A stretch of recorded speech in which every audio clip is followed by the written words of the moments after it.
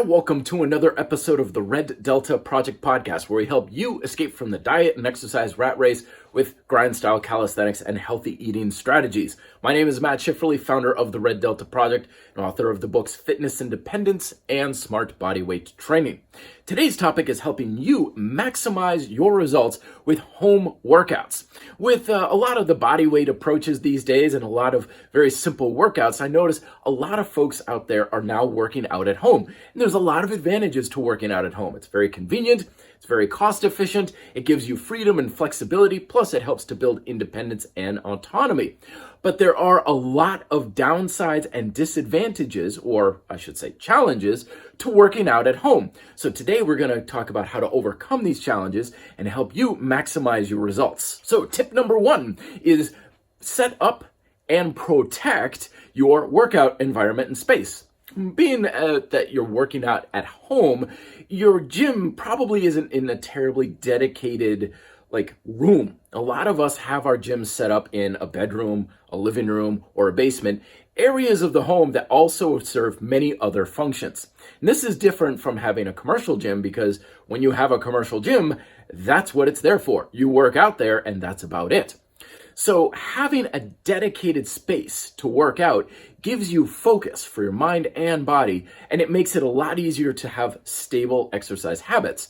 But in a home, this can be very challenging because it's your bedroom, it's your living room or the basement, and these rooms serve multiple functions. So there's always the chance that stuff kind of gets into the area, stuff gets in the way, and it can be very messy. So that's why I always recommend dedicate a given space in your room or your home to your training. It doesn't mean you need a lot of space or you need to set up anything fancy, but if, for example, you're doing bodyweight work, have your pull-up bar set up in your doorway at all times if you can. Have a little corner set up with maybe your mat and a medicine ball or something, but keep those areas dedicated to your workouts, because it's very easy for stuff to just kind of creep in over time, and before you know it, your fitness equipment is just one more thing in a pile of stuff that's in storage, and you're never going to use it that way.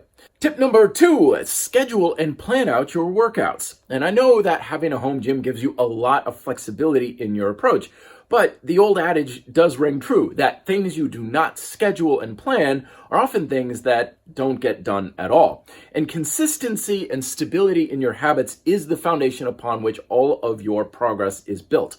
So if you're not planning your workouts and scheduling it, then you're not going to have that stability, and chances are you're not going to have the stability that you can then build off of. Tip number three, this one concerns equipment. What should you have in your home gym? Well, obviously there's preferences that we all have. Some of us like bodyweight training. Some of us are more about free weights. You could all be cardio junkies out there and you just want a treadmill. But the point is, have what I like to call Delta equipment. And Delta, of course, that's the adjective. I've adjectived the word Delta. This means that you get the most from the least. Things that are simple, cost efficient, space efficient. They don't really take up much in your budget, in your room, in your space, but they offer a ton of versatility. So naturally, this is anything with bodyweight training. So having even just floor space and a pull-up bar can work well for you. Suspension trainers work very well. Something that is store-bought, like a TRX or my Monkey Bars 2. My grind straps are another example, but suspension trainers are very efficient and extremely Delta. If you want to go with weights, I always recommend go with dumbbells. You can do anything with dumbbells, any type of movement pattern, all sorts of exercises, and you can get these adjustable dumbbells like power blocks or something, so they're going to be very small and take up very little space. If cardio is your thing, upright bikes like spinner bikes, those are the most space efficient, cost efficient, and noise efficient. That's another thing you got to consider in the home gym, is what creates a lot of noise. Treadmills can be fairly noisy. Is the spin style cycles are extremely efficient, especially now. Peloton is very popular these days, and you can really get a good workout in a very small, tight little space. Obviously, treadmills, ellipticals, these are very good options, but only if that's kind of what you really like to do. Like you're a runner or you really like the elliptical. But if you don't care about cardio, then the exercise bike gets my vote. Other ways to get cardio, of course, is circuit training. You could do bodyweight circuit training. Some things like the intensity with Beachbody.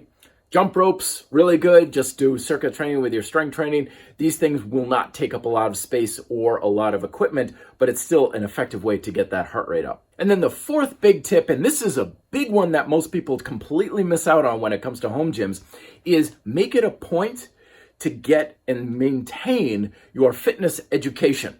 Because at the end of the day, your results don't come from equipment. They don't even come from being at home versus a gym versus what kind of equipment you're using or even what your workout looks like. Your results depend on how well you use your own body. And you can only do that if you learn, if you continue to improve your knowledge of how do you do push-ups, how do you do dumbbell exercises, how well do you know how to structure a running program to get ready for a 5K, these sorts of things. Now, I'm not saying you got to go back to school or anything like that. At the heart of it all, fitness is fairly simple, but we're always limited by our understanding of how to do our basic exercises.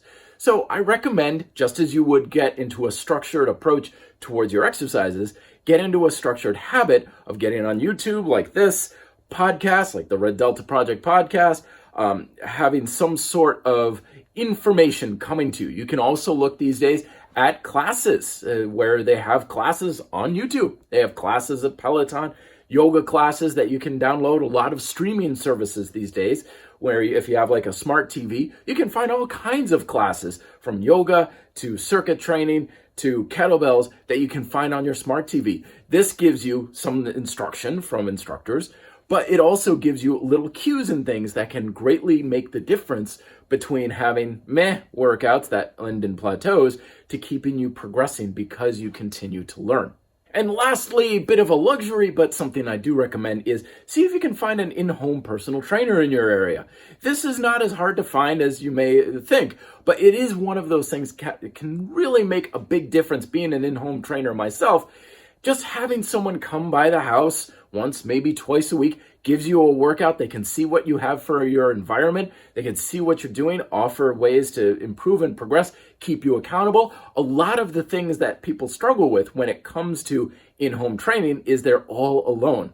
And fitness is one of those things that is very hard to do on your own, even for the best out there. I mean, hell, professional athletes have whole teams and coaches working with them, and they're the best in the world. You don't even need actual trainers.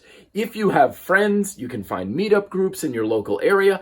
Anybody, someone, people to see you, offer advice, offer ideas, and give you an objective perspective and assessment of what you're doing can make all the difference in the world versus trying to go it alone. So there you go, my top tips for home gym progress and getting the best out of your home gym workouts.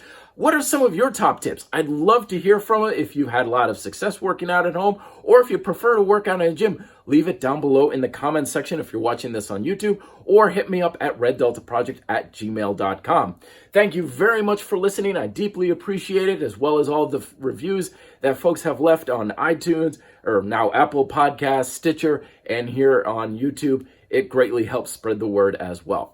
Talk to you guys next week. Till then, be fit, live free.